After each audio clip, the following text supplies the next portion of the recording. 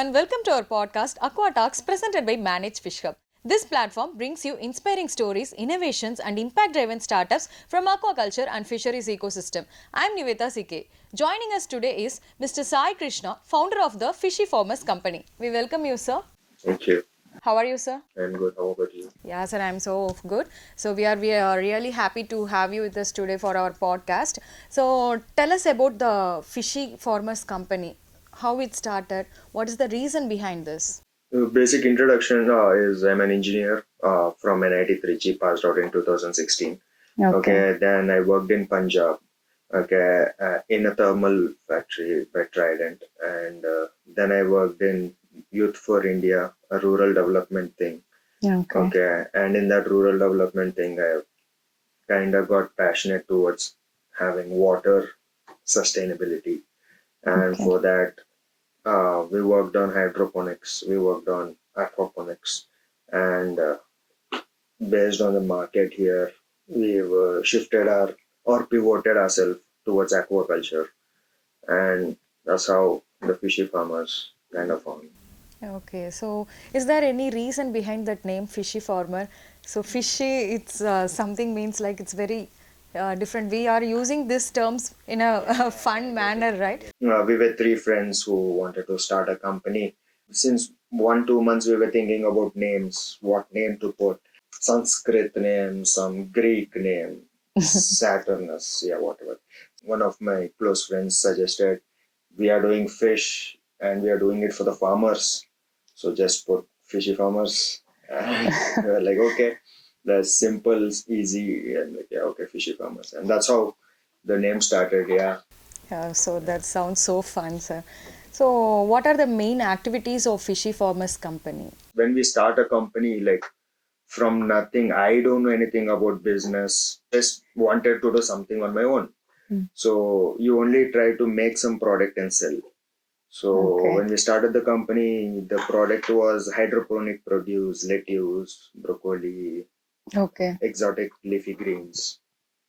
Yeah, we did try to grow it, Pencha Muguda, but afterwards what happened was when we went to the market, we were competing with the wholesale prices there. Okay, and our cost of production is high because we need to maintain the polyhouse temperature, nutrients, manpower, and all. And because of that, the first product which we wanted to sell in the market, I don't know anything about business, so failed because the market prices were not matching and the cost of production was quite high.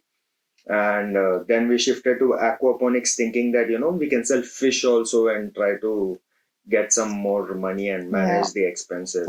And that didn't work technically for one reason, because the pH of water for fish is basic and medium, so it is somewhere around 7.5 to 8.5, whereas the plants absorb nutrients only when the pH is in acidic medium, somewhere around 6.5. So there's a huge difference, and we need to couple it using a lot of technologies and stuff. So that also didn't work technically, but eventually we realized the government was pushing a lot of aquacultural projects. So because of that, we thought we pivoted to aquaculture, and we've started tilapia in the year 2019. India is the second largest fish producer in the world. Yet farmers faces many losses. Okay, so what did you notice in the field level, and how did the Fishy Farmers company fix this problem? Farmers don't always face losses. Okay, let's correct that statement. And I just started a company to earn some money. Okay, by selling vegetables or by selling fish. Okay, that was my basic idea, because I need to prove to the people that the company is working. Okay. Farmer, and coming to your statement that farmers face losses, not always, yeah. Okay, there are days where the farmer is quite happy. There are days where the farmer faces losses, only for a fact that he's growing something which is a living organism. And living organisms are susceptible for n number of parameters. It's not like a factory where you put a product, you put a raw material and you get a product. Aquacultural is, we are dealing with the biology and the ecosystem, so there will be so many problems, and that's the risk we take. Aquaculture is not risk free, but it is fun. Okay, so that statement I disagree with, And yes, the farmers are facing quite number of problems. And I don't actually, when I started the company, didn't concentrate on the marginal farmers, and I just concentrated on myself. I wanted to grow first. Okay, I Okay. have to grow first because I'm not an aquaculture guy. I didn't study aquaculture in my life. Yeah, Okay, yes, you are an engineering I'm an graduate. engineering background guy. Yeah. I don't know anything about aquaculture. So I have to grow first. So because of that growing intention, I've invested a lot, built fish tanks, purchased all the filters in the market, put them, started RAS, aquaponics, whatnot. Okay, and faced many problems. But eventually, I did grow tilapia. But the day I grew tilapia 1 month after that, there was COVID, and I had to sell my crop at a very cheap price. So that was also economically huge loss. So then there were 2 years of break, nothing we did. And yeah, so first I wanted to grow fish, and the farmer and all came very late into the picture. Yeah. So that sounds so practical. Okay, sir, let's talk about your invention. As you are from engineering background, you are not a aquaculture background. So your invention like the filter, but how you got the patent? Really, I want to know how it's happened all of a sudden. I can't say it's all of a sudden, Yeah. but how it's happened. It will be very useful for everyone who will they will inspire by your journey, right? So COVID kind of gave a lot of time. Basically, I had nothing to do. Okay, I was sitting at home. My business was shut. I've sold my tilapia at the cheapest price ever. Okay, and I was just sitting at home. So I started revisiting my work. Okay, all the filters I purchased, the problems they were giving me, the expenditure I was incurring on each filter, the running costs incurred on each filter. Okay, daily problems, how ammonia was fluctuating, how dissolved oxygen is getting quite low in the night and quite nice in the morning. Okay, why there was a shift. So basically, I don't know anything. I just jumped into it, watching some podcasts and YouTube videos, and now I'm facing like real time problems. Like, why is this happening? Why is that happening? And suddenly, COVID kind of gave me that break. Okay, for me to sit at home and revisit what all I did. And as I went on, I went quite deep. I kind of did aquacultural engineering probably in those 2 years. And being from engineering background, I was thinking all of it through my engineering way of looking at it. And eventually, I decided, this is what I require. This is the type of waste I want to stop. This is the size of waste I want to stop. And for that I've designed certain XYZ filters in because it's CAD file. You just sit at home and design it. And once you design, and as the markets opened, I went near few manufacturers, gave them the designs, started working on them, and a year from there, okay, the product was working quite well. It was doing quite good. And that's when I've decided to like, let's make sure it is not there anywhere else in the market. And we went and got it patented. All the designs we put at the patent office. That's a long process too. Okay, they do take a lot of iterations happen to and fro. And for all this you have people. You need just an idea. So basically I just had an idea to make a filter. I don't know how to make a filter. I don't know how to get a patent. I basically don't know anything. I just know the design. Okay, this is how the filter should look and this is how it should work. So, but once you get out with an idea, you have a lot of people who can help you, make your vision a reality. Okay, and you can find people who can make these things when you show them the design. The design might go wrong. You'll do iterations again, you do XYZ iterations, you see the changes, you discuss with them, you'll get to know a lot by talking to your vendors, people who give you raw material, people who make you stuff. And even if you want to get a patent, also you will have many people who can help you get a patent. They'll do the paperwork for you. All they'll ask is the technical aspects of it, and you should make sure you sign an agreement that it's you cannot discuss. There's some document, okay, no disclosure agreement, something. You sign that and talk to them and get the patent done. Yeah. Also, that sounds so good. How easy is your product for the farmers? Here I want to segregate the farmers into two. Okay.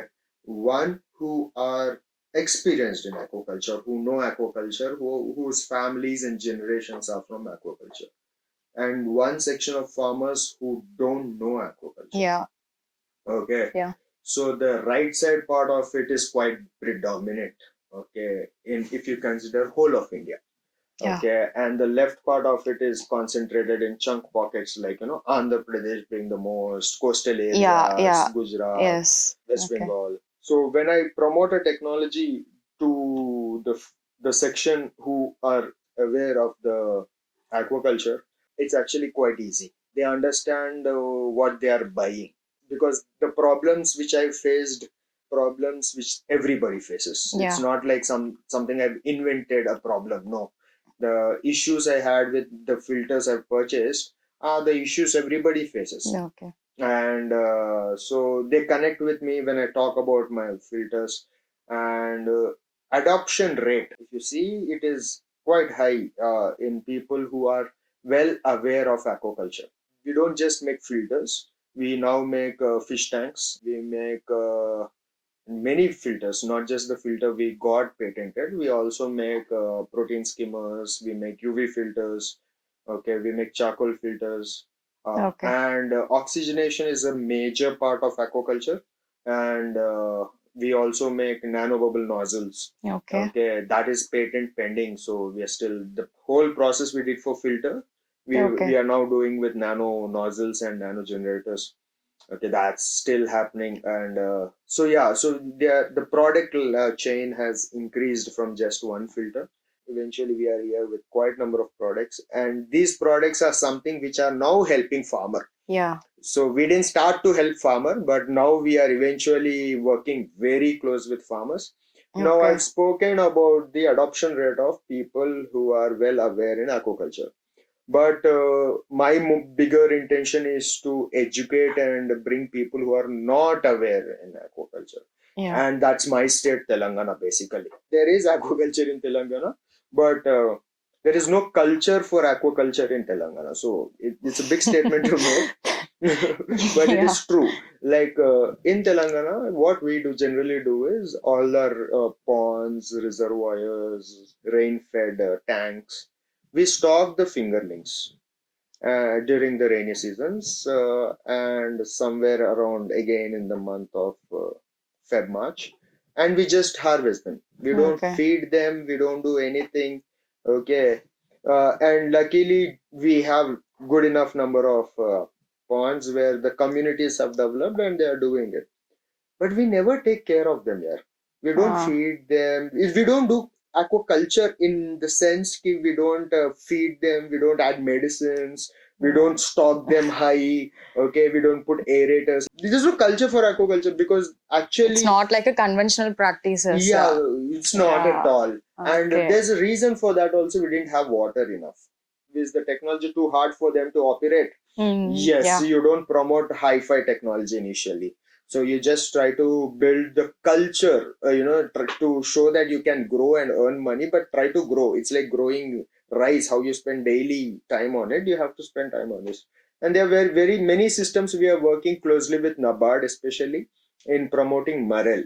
Okay. Okay, marel is like the state fish of Telangana, Yeah. and Yeah. we are trying to promote it at a good scale in especially districts like Karimnagar, Sirsilla, Jagatyal, Peddapalli.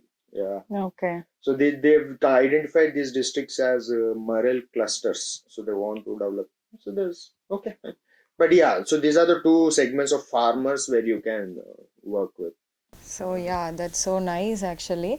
Like this podcast, the overall the conversation is not like any traditional or anything like that. It's so it sounds very fun as well as it's like it makes a sense something. So thank you so much, sir, for sharing your inspiring and innovation invention with us. So really, your innovation shows how the technology can empower the fish farmers and how it's helpful to the Indian blues economy. So of course I can say that. So thank you so much, sir. Thank you for spending your time with us. It's really our pleasure to have you here for our podcast. Thank you so much. So this is Aqua Talks podcast presented by MANAGE-FISHub. We brings you inspiring stories, innovations and impactful driven startups from aquaculture and fisheries ecosystem. Until the next episode, this is Nivetha Sige signing off. Thank you for watching.